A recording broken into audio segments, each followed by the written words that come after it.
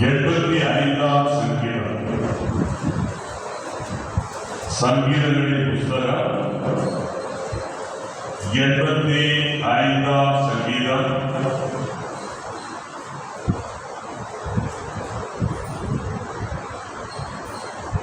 7ஆம் வசனத்திலிருந்து 13ஆம் வசனம் வரைக்கும் நாம் வாசிப்போம். சங்கீதம் 85 7ஆம் வசனத்திலிருந்து 13ஆம் வசனம் வரைக்கும் நாம் எல்லாரும் சேர்ந்து வாசிப்போம். கர்த்தாவே, உமது கிருபையை எங்களுக்கு காண்பித்து உமது ரட்சிப்பை எங்களுக்கு அருளி செய்யும்.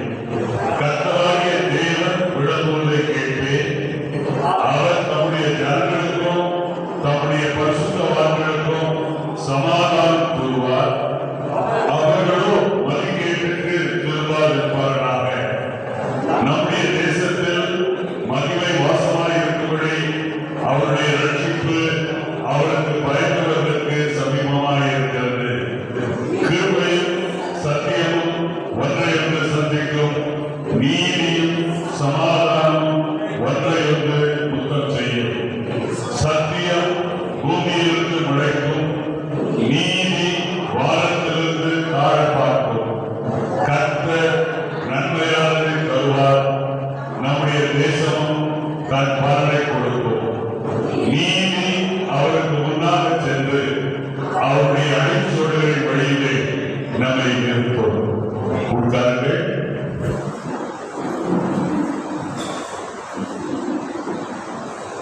இப்பொழுது சங்கீதம் 85 12ஆம் வசனத்தை யாராவது ஒருவர் வாசியுங்கள்.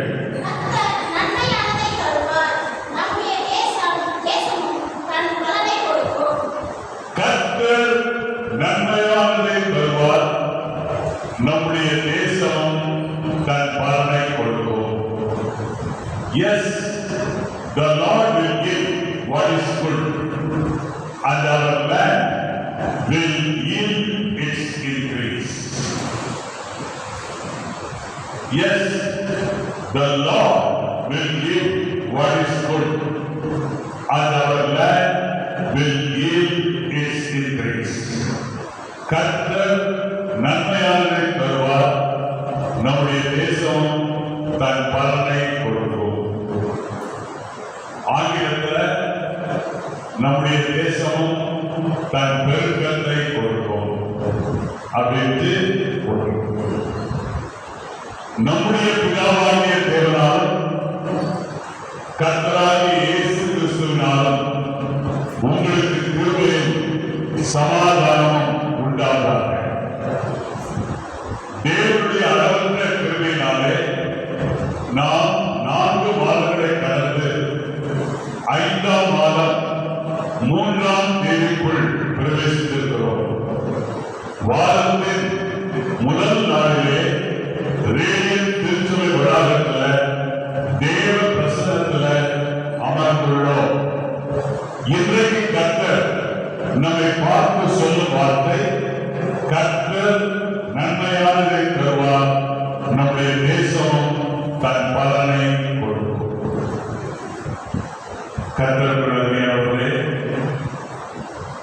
கர்த்தர் நன்மையானதை தருவார். இந்த மே மாசத்துல கர்த்தர் உங்கள் எல்லாருக்கும் நன்மையானதை தருவார். விசுவாசிக்கிறீங்களா?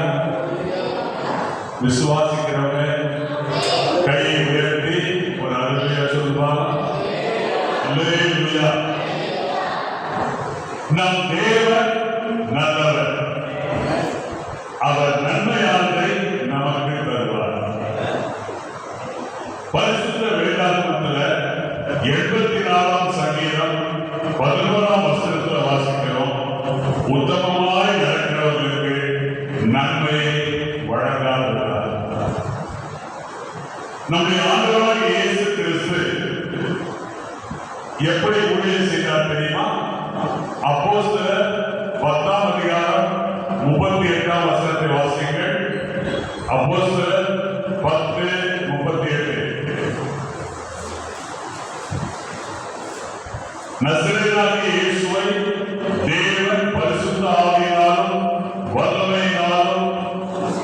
அபிஷேகம் பண்ணினார்.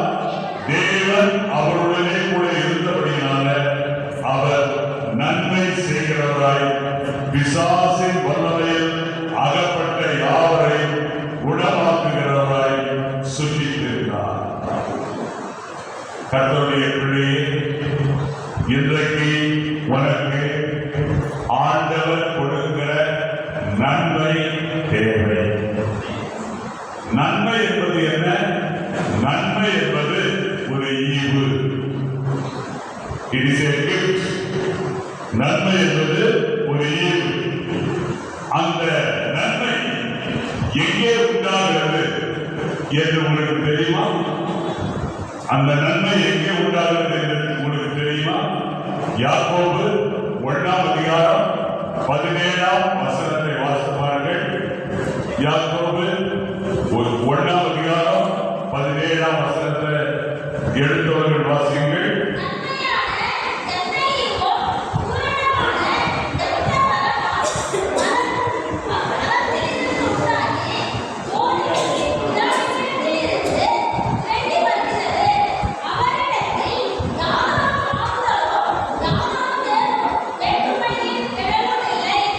நன்மையான எந்த ஈவும் பூரணமான எந்த வரமும் எங்கே உண்டாகிறது? பரத்தில் இருந்து உண்டாகிறது. ஜோதிகளின் பிதாவினிடத்திலிருந்து இறங்கி வருகிறது. உங்களுக்கு நன்மை வேணுமா?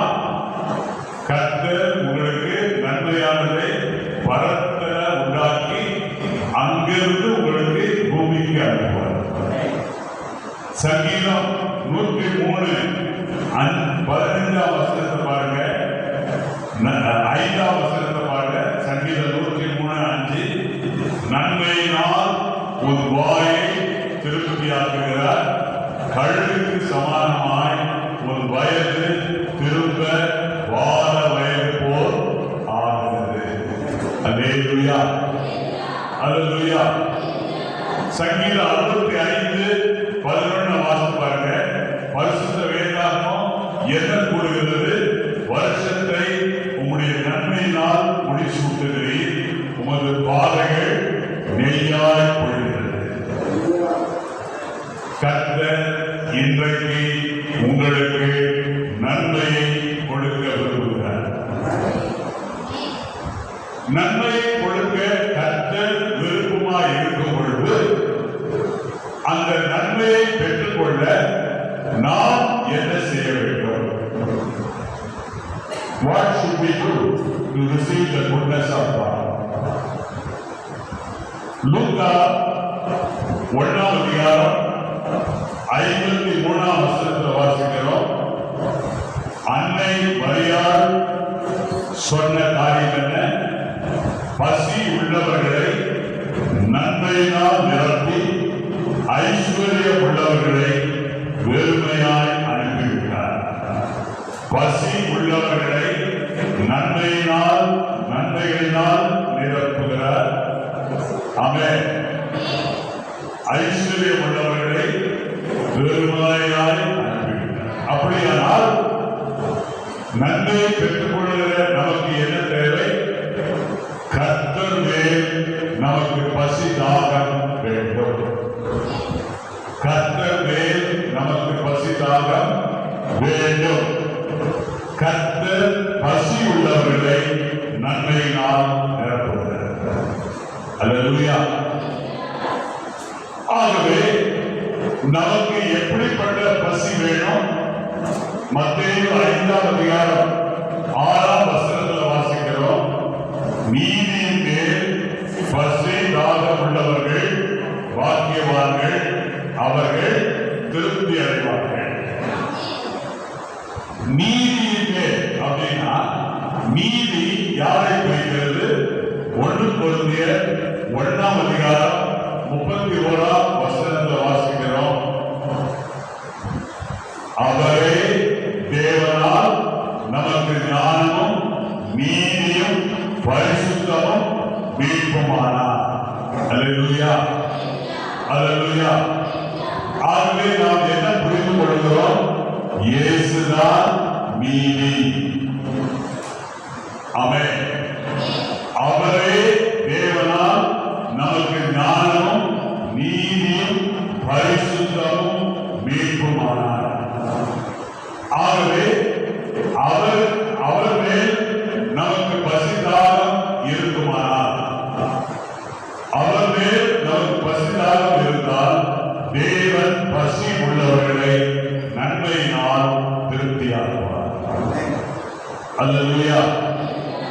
நமக்கு உலக பசி இருக்கப்படும். ஓசியா 4ஆம் அதிகாரம் 8ஆம் வசனத்தை வாசிக்கிறோம். அவர்களுடைய அக்கிரமத்தின் பேரில் பசிதாகமாய் இருக்கிறார்கள். அவர்களுடைய அக்கிரமத்தின் பேரிலே பசிதாகம் உள்ளவர்களாய் இருக்கிறார்கள். கர்த்தருக்குள் அருமையானவர்களே, இப்படிப்பட்ட ஒரு கூட்ட ஜனங்கள் இந்த உலகத்தில் இருக்கத்தான் செய்கிறார்கள். அக்கிரமத்தின் மேல் பசிதாகம் இருக்கிறார்கள். ஆனால் நாமும் நீதியின் மேல் பசிதாகம் உள்ளவர்களாய் இருக்க வேண்டும். நாம் பாவத்திற்கு இடம் கொடுத்துவிடக் கூடாது. பிரசங்கி 9ஆம் அதிகாரம் 18ஆம் வசனத்தை வாசிங்க. பிரசங்கி 9ஆம் அதிகாரம் 18ஆம் வசனம்.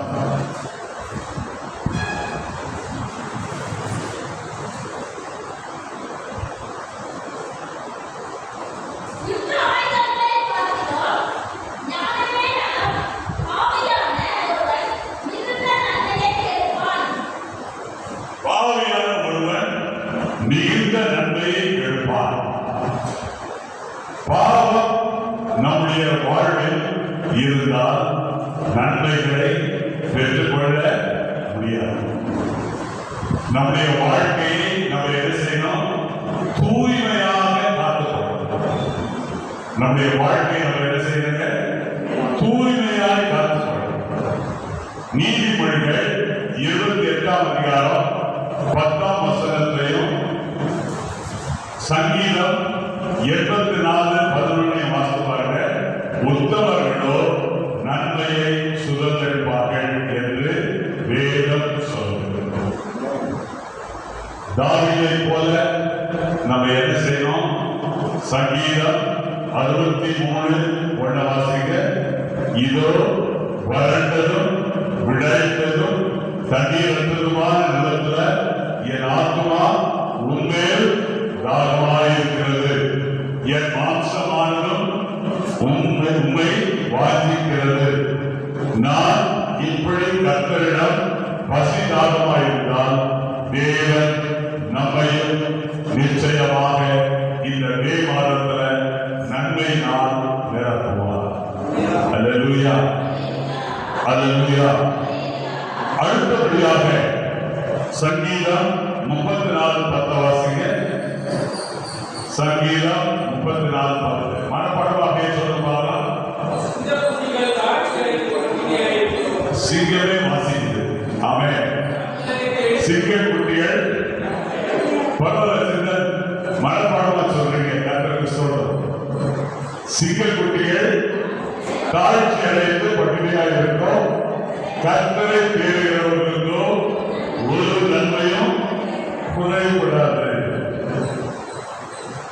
அப்போ வசனம் என்ன சொல்லுது? கர்த்தரை தேடு. ஏன்னா உனக்கு ஒரு நன்மையும் குறைபடக்கூடாது. உனக்கு ஒரு நன்மை குறைபடாம இருக்கிறனா நீ முழு இதயத்தோடும் கர்த்தரை தேடணும். கர்த்தரை தேடுவோமானால் நம்முடைய வாழ்க்கையில நன்மைகள் குறைபட்டு போகாது. அல்லேலூயா.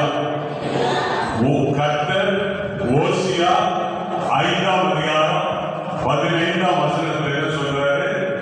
அவர்கள் தங்கள் குற்றங்களை உணர்ந்து என் முகத்தை தேடு மட்டும் நான் என் ஸ்தானத்துக்கு திரும்பி போய்விடுவேன். தங்கள் ஆபத்தில் என்னை கருத்தாய் தேடுவார்கள். நம்முடைய குற்றங்களை உணர்ந்து நம்மை அலசி பார்த்து கர்த்தரை கருத்தாக கர்த்தரை அப்பொழுதுதான் நமக்கு ஒரு நன்மையும் குறைபடாது. சங்கீதம் 119 2ஆம் வசனத்தை வாசித்து பாருங்க. பரிசுத்த வேதாகமம் என்ன கூறுகிறது? அவருடைய சாட்சிகளை கைக்கொண்டு அவரை முழு இதயத்தோடு தேடுகிறவர்கள் பாக்கியவான்கள். அல்லேலூயா, அல்லேலூயா. நம்ம வாழ்க்கையில என்ன செய்யணும்? அரை குறையாக கர்த்தரை தேட, முழு இதயத்தோடும் கர்த்தரை தேட பழகிக் கொள்ள வேண்டும். தேவன் சகல நன்மைகளால் நம்மை நிரப்புவார். அல்லேலூயா. சங்கீதம் 27:8 தாவீதுடைய அனுபவம் என்ன அப்படின்றத பாருங்க. என் முகத்தை தேடுங்கள் என்று சொன்னீரே, உம்முடைய முகத்தையே தேடுவேன் கர்த்தாவே என்று என் இருதயம் உம்மிடத்தில் சொல்லிற்று. சங்கீதம் 63 வாசிக்கிறோம். தாவீது தேவனை பார்த்து என்ன சொல்றாரு? தேவனே, நீர் என்னுடைய தேவன், அதிகாரமே உம்மை தேடுவேன், அதிகாரமே உம்மை தேடுவேன். சங்கீதம் 23:6 வாசிக்கிறோம். என் ஜீவனுள்ள நாளெல்லாம் நன்மையும் கிருபையும் என்னை தொடரும். நான் கர்த்தருடைய வீட்டில் நீடித்த நாட்களால் நிலைத்திருக்கிறேன். நாம் அவரை முழு இதயத்தோடு தேடும் பொழுது அவர் நமக்கு நன்மையானதை தருவார். அடுத்தபடியாக நமக்கு நன்மைகள் கர்த்தரிடமிருந்து வேணும்னா நம்ம என்ன செய்யணும்னா மனம் திரும்ப வேண்டும். கர்த்தர் சொல்லுகிறார், நம்பிக்கையுடைய சிறைகளே அரணுக்கு திரும்புங்கள், இரட்டிப்பான நன்மையை தருவேன். சகரியா 9:12 வாசிக்கிறோம்.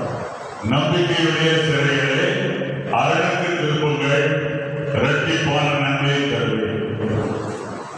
இந்த வசனத்துல அரண் என்பது என்ன? சங்கீதக்காரன் சொல்லுகிறார், என் அரணாகிய தேவன் நீரே அப்படின்ட்டு சங்கீதம் 43:2 அவர் சொல்றார். அரண் என்பது நம்முடைய தேவனை குறிக்கிறது. ஆகவே நாம் அவரிடத்துல முழுமையாக மனம் திரும்பும் பொழுது கர்த்தர் இரட்டிப்பான நன்மைகளை நமக்கு தருவார். அல்லேலூயா. இப்ப புலம்பல் 3:40 வாசிங்க. புலம்பல் 3:40. நாம் நம்முடைய வழிகளை சோதித்து ஆராய்ந்து கர்த்தரிடத்துல திரும்ப கடவோம். அன்பான சகோதரே, சகோதரியே, இன்றைக்கு நீ எங்கே இருக்கிறாய்? நீ எப்படி இருக்கிறாய் என்பதனை அலசி பார்த்து சோதித்து ஆராய்ந்து கர்த்தரிடத்துல மனம் திரும்ப மாட்டாயா? மனம் திரும்ப வேண்டுமே. அப்பொழுதுதான் கர்த்தர் நமக்கு இரட்டிப்பான நன்மைகளை தருவார் என்று வேதம் சொல்கிறது. அந்த இரட்டிப்பான நன்மைகளை என்றைக்கு தருவார்? இன்றைக்கு. அல்லேலூயா, அல்லேலூயா. எபேசு சபையாருக்கு ஆவியானவர் என்ன திருவிழா நடத்துகிறார்?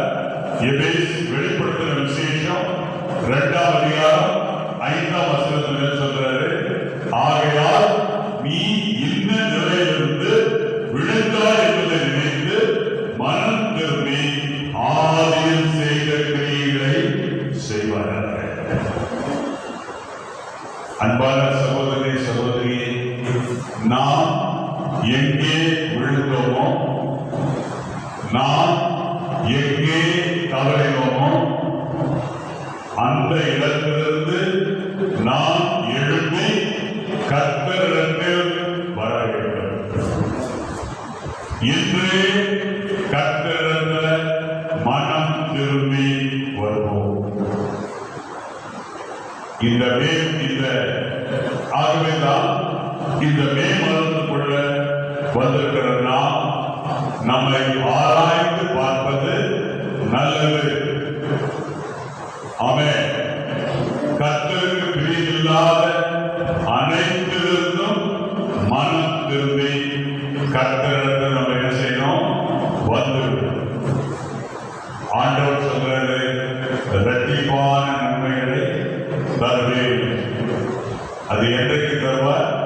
இன்றைக்கே தருவார்.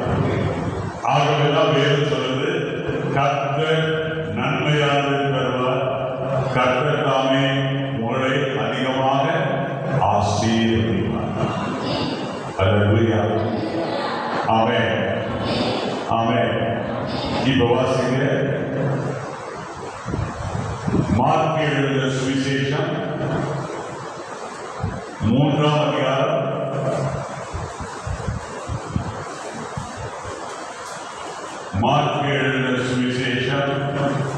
3:4 வாசிங்க.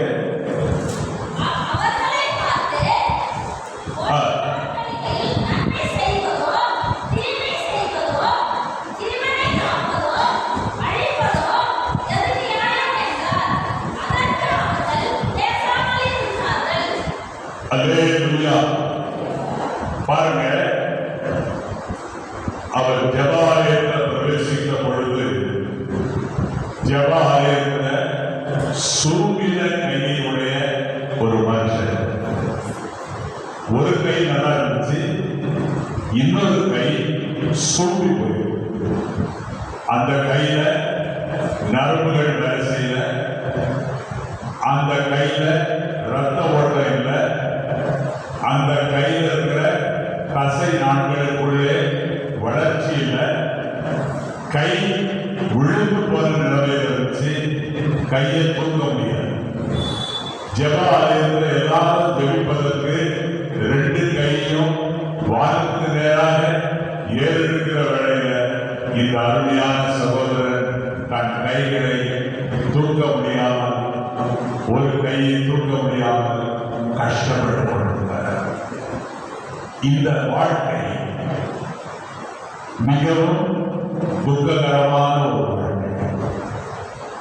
ஏனென்றால் அந்த சகோதரனுக்கு யாரும் அந்த ஜெப ஆலயத்தில் நன்மை செய்யவில்லை. அவன் நன்மையை எந்த மனுஷனிடத்திலும் பெற்றுக்கொள்ளவே இல்லை. ஆனால் கர்த்தருடைய பிள்ளையை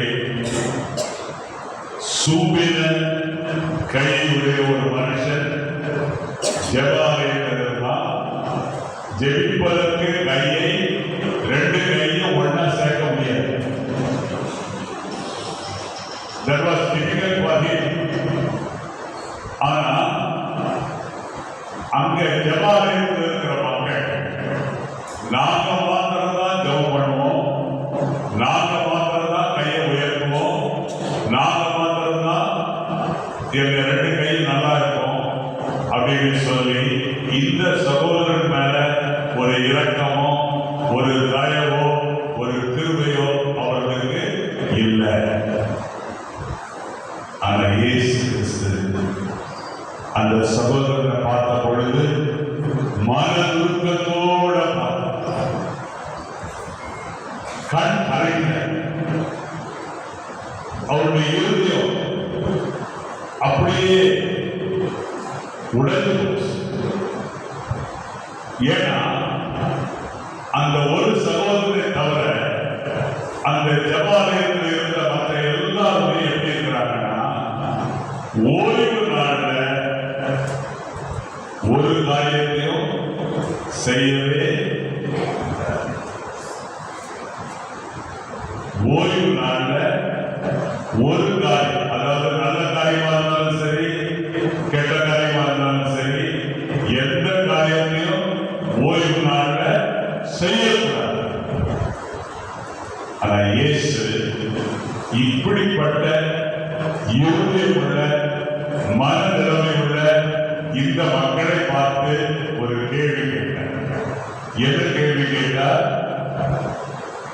ஓய்வு நாட்களில் நன்மை செய்வதோ தீமை செய்வதோ ஜீவனை காப்பதோ அழிப்பதோ எது நியாயம் என்று கேட்டார். அதற்கு அந்த ஜனங்க எப்படி இருக்காங்க? பேசாம. அல்லேலூயா. ஆமென். ஆனா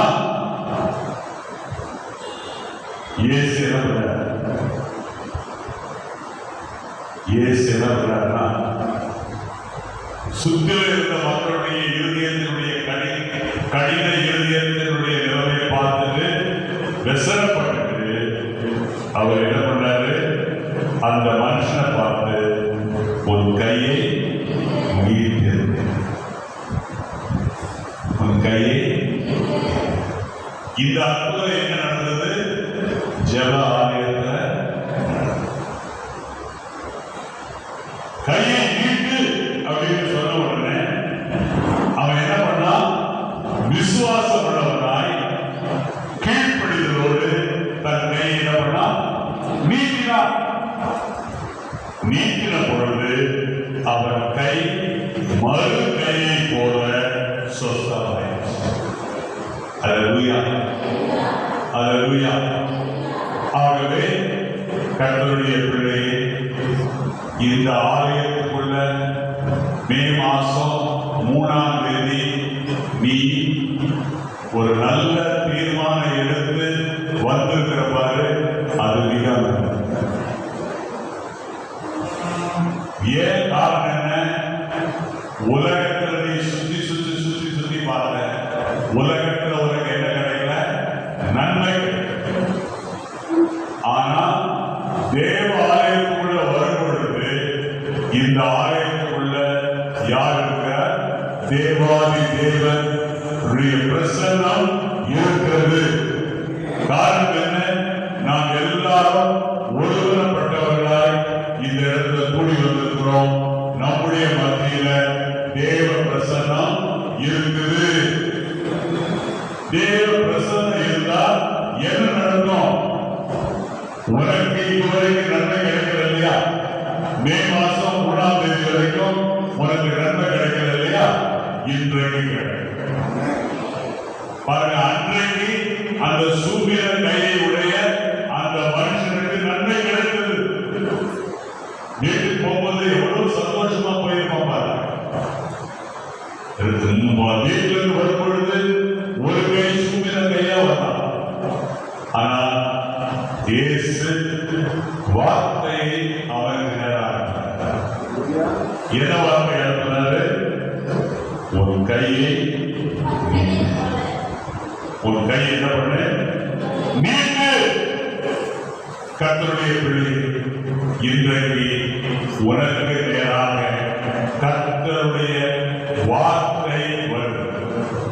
இந்த வார்த்தையை நீ விசுவாசித்தால், இந்த வார்த்தைக்கு நீ கீழ்ப்படிந்தால் உன்னுடைய வாழ்க்கையில நன்மை வரும். நன்மை நிச்சயமா வரும். எத்தனை பேர் இந்த ஆலயத்துக்கு வராம எங்கெங்கயோ இன்னைக்கு கிடக்கிறாங்க இல்லையா? அவங்களுடைய கதியெல்லாம் என்ன கதி? நன்மை கிடைக்காது. ஆனா நீ இந்த ஆலயத்துக்கு வந்திருப்பதனால நீ இயேசுடைய பார்வையில இருக்கிறாய். இயேசுடைய பார்வையில இருக்கிறாய். இயேசுடைய பிரசன்னத்தில் இருக்கிறாய். இயேசுடைய வார்த்தை கிடைக்கக்கூடிய இடத்துல இருக்கிற ஆகியனால இயேசுடைய வார்த்தை தீவிரமாய் உனக்கு நேராய் கடந்து வருகிறது.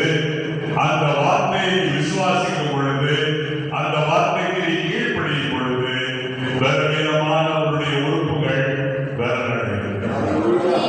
அல்லேலூயா. உன்னுடைய சரீரத்தில் இருக்கிற பலவீனங்கள் மாறும். நீ ஆலயத்துக்கு வராம வீட்டில் உட்கார்ந்து பாரு, பலவீனம் அப்படியே மாற்றமே வராது. ஏன்னா நன்மை செய்கிற ஆண்டவருடைய பிரசன்னத்துக்கு நீ வராம போய் ஆண்டவர் சொல்றாரு, நீ ஆலயத்துக்கு என்ன செய்யணும்? வர. எபிரேயர் 10:25 என்ன வாசிக்கிறோம்? எபிரேயர் 10:25 வாசிங்க.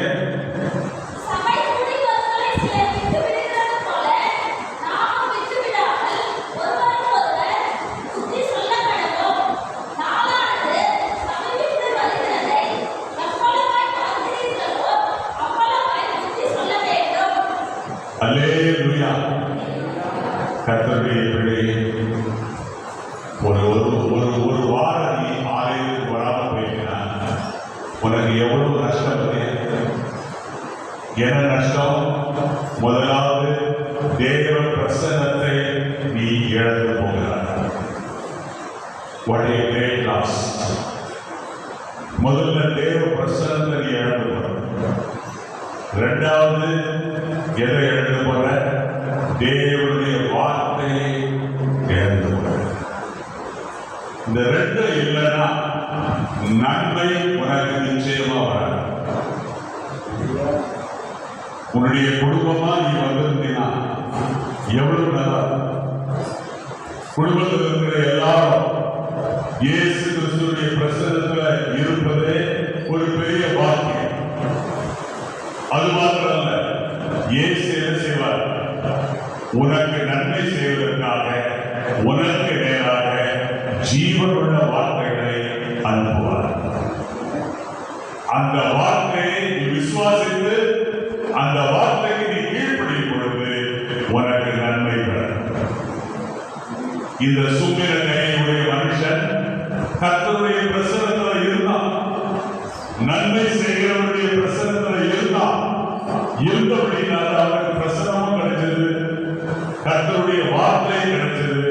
கர்த்தருடைய வார்த்தையை விசுவாசித்தான், கர்த்தருடைய வார்த்தைக்கு கீழ்ப்படித்தான், கையை நீட்டினான்.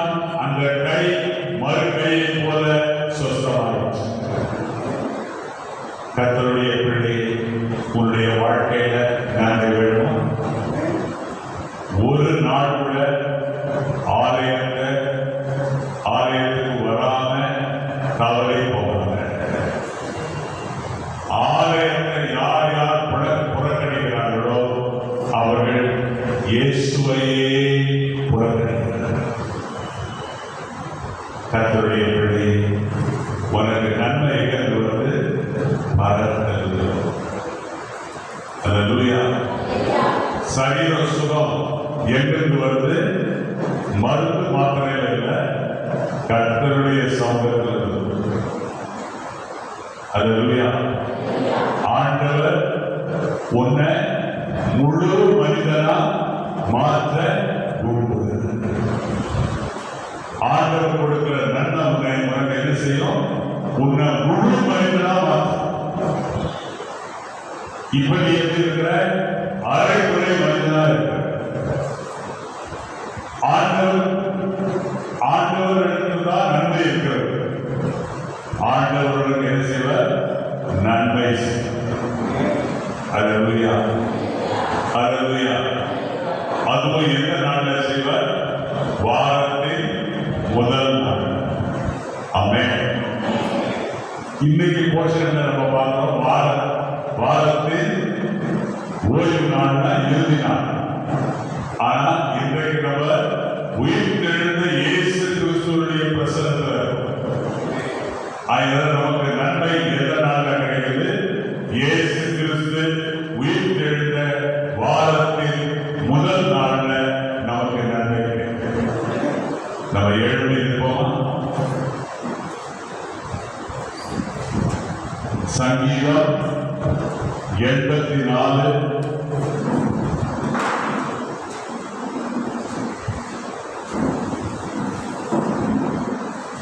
சங்கீதம் 84:12 எல்லாம் சேர்ந்து 85:12 எல்லாம் சேர்ந்து சொல்லுவோமா?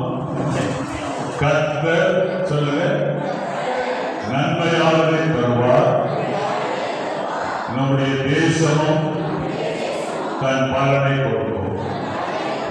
அல்லேலூயா. அல்லேலூயா. இப்பொழுது நம்முடைய பாடல் புஸ்தகத்தில் தேசமே பயப்படாதே மகிழ்ந்து கைகூறு என்கிற பாடலை நாம் பாடும் பொழுது